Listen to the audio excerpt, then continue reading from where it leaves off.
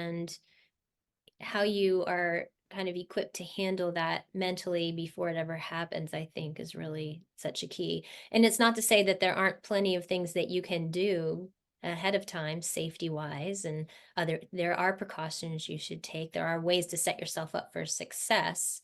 And that's something I write a lot about as well. Or, these are things that simple things you can do so that you can go in confidence, and then you can gain confidence because you know what, it actually went really well. Or I had this little stumble and I figured it out. I mean, there's nothing, you know, people always say you learn more from your mistakes than you do from your victories, and it's so Yeah. true.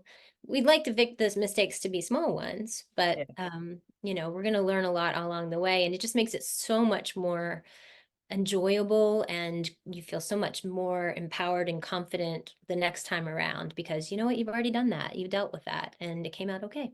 So, Yeah.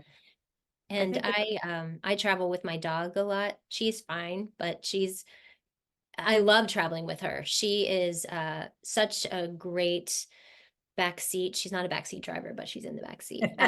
And backseat so Parker. that ramps up the possibilities of things going wrong a lot of times.